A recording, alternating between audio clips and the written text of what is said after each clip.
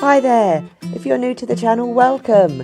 I'm Anjali and that is my dog Sadie, and together we are roaming the UK in our 1992 campervan Jezebel.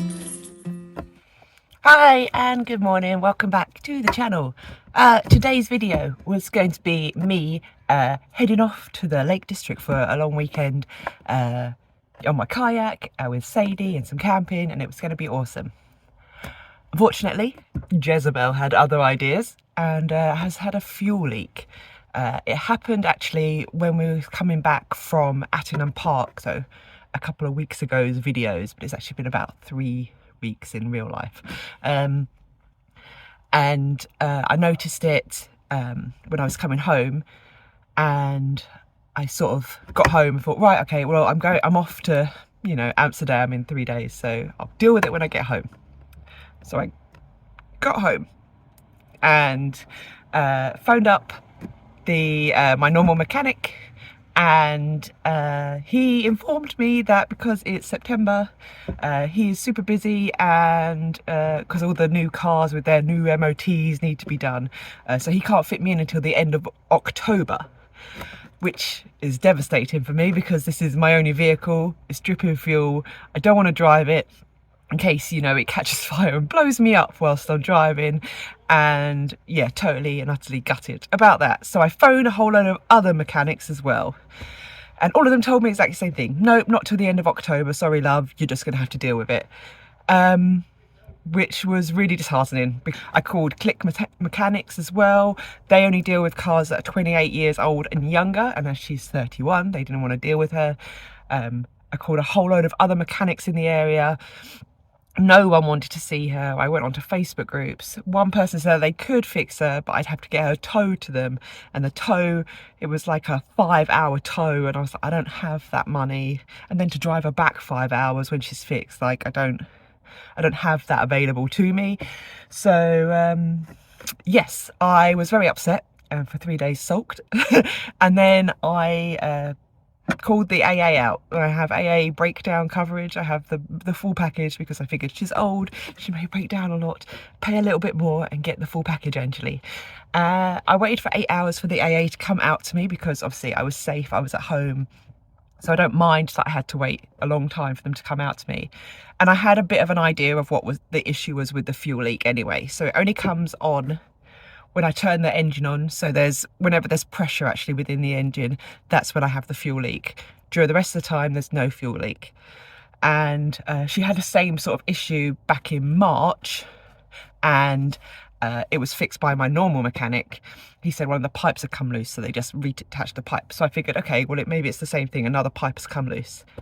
So I called the AA out, and they had a look at it. The guy was very nice. When I popped the bonnet, he showed me the things in my engine as well and tried to figure out with me rather than just doing it and me faffing about somewhere. Like, he actually said, look, I'll show you what's happening in your engine, which was really cool and informative. We turned the engine on and there was a drip, and he said it's not from the pipes like I had thought from the previous thing, but it's actually the filter. So diesel gets water in it from time to time through the environment, and this filter filters out the water from the diesel when the engine is turned on. And it looked like when the engine was turned on, this filter, it was dripping through the bottom cap. So he thought that maybe the seal wasn't proper on it.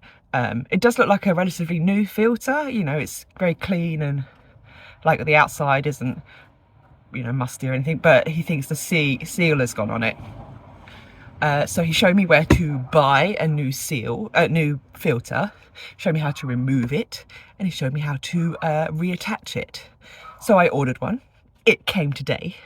And so today's video, a rather long-winded introduction there, is going to be me fixing Jezebel's filter, and hopefully allowing me to get on with going out and doing things, because it's been 3 weeks and I'm desperately in need of going out somewhere.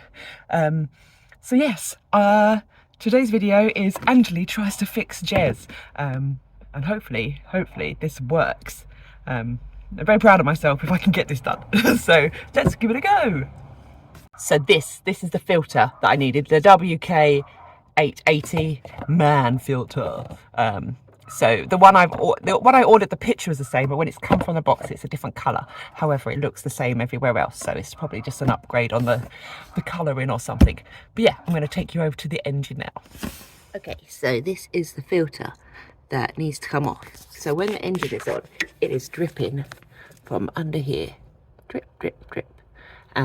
So I've got to remove it and put a new one in.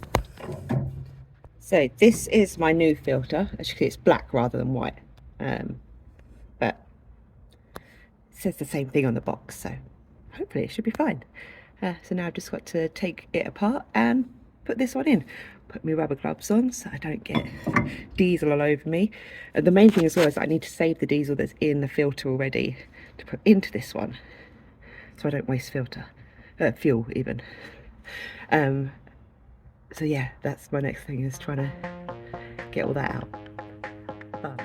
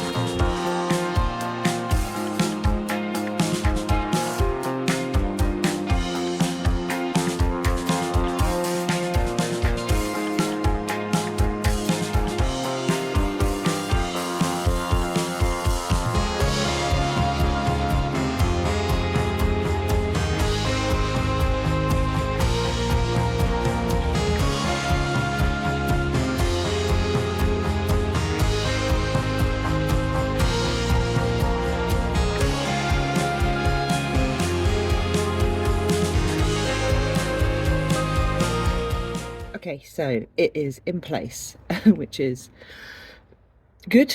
It took a little bit of twisting to get it to stay in place. I thought for a second I wasn't going to be able to do it, and then I was going to cry.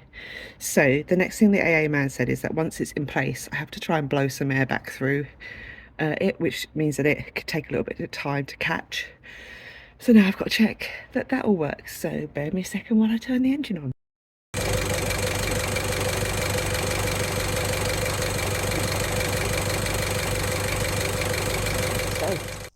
No drip. Yay, I did it. I fixed the filter all on my own.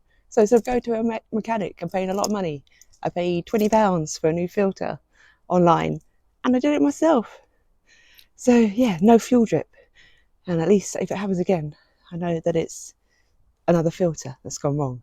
But yes, I did it. I'm amazing. I also bought some new material to do the sealing of the interior of Jez as well. So now that I'm feeling positive that I've done something right, I might do that as well. So that entire process took 12 whole minutes. So when I was on the phone to my mechanic saying, it's a really quick fix, can you please just squeeze me in, because Jezebel is my only transport and I can't get anywhere without her. And they said no. It's very irritating because that whole thing, okay, yes, I had to wait a week for the part to come, but the whole thing took 12 minutes and they couldn't fit me in. They couldn't squeeze me in because it's more important to get cheap, easy, quick MOTs done, which makes them loads of money. But I fixed it on my own. So to all the mechanics out there, sorry if you're a mechanic and you're watching this, but I did it on my own because no one would fit me in. And it's quite liberating to be able to think, yes, I could do that now. I can probably fix other things in Jezebel on my own as well. Yeah, so, woohoo, I did it. And now I'm going to... So I bought this material. It's a lot thinner than the faux leather that I had. So this is the stuff that they use to make festival flags. So it's got ripstop in it. You see those little lines there, so it doesn't rip apart. but I need to cut it in half lengthways so that I can get each side panel of the roof. So that's my first job.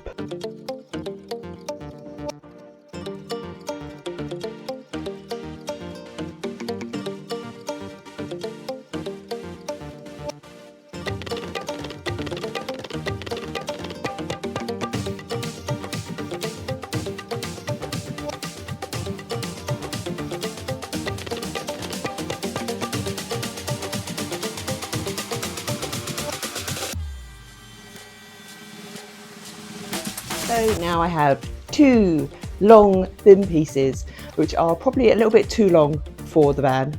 I mean, I definitely know they are, because the van is 2.4 metres, that bit of ceiling, and you can only buy it in 4 metres, so I've got 3 metres worth. But I've got two long pieces now, so I can start checking to make sure it fits, and then glue it in place. Still got the spray glue from the last attempt. So I've got about 1 3/4 sort of a can, I'm guessing from the weight. So I should have more than enough to do the ceiling. So yeah, let's give it a go. Ideally, I would like to have another person to help me with this, but I don't have another person. Sadie doesn't have opposable thumbs and she only has tiny little legs, so absolutely useless. Cute, but useless.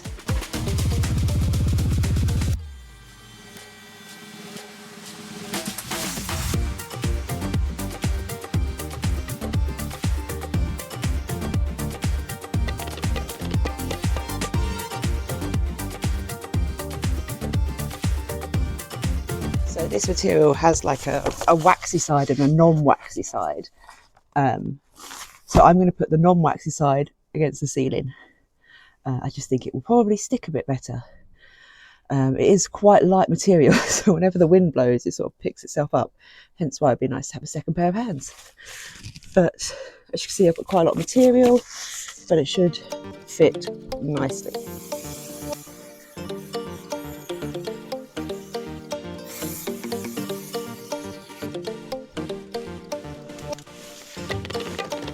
Okay, one panel done. Is it more effort than it's worth? Maybe, but I feel pretty good about this one side. It looks pretty neat. Okay, I've got to finish the end there. And then once it's up, I need to file down all that glue and repaint that area. That's fine. Probably needed repainting anyway. I think it's only ever had one coat, so it's like I knew it was going to happen. But yeah, it looks pretty good so far. Bright orange. Woo!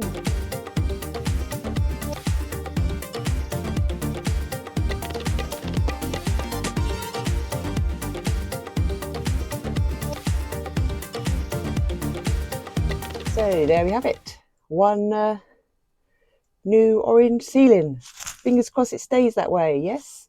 Hope you've enjoyed this two-part fixing Jezebel once again video. Yeah, I'm pretty pleased with how that ceiling's come out. Pretty pleased that the fuel no longer leaks, and that means that Sadie and I can go out again finally. So yeah, I'm gonna go in and start planning my next hike around somewhere. I think we've only done one of that Ordnance Survey book walk, so maybe we'll do walk 2 tomorrow. How exciting! Yay, I can go out again.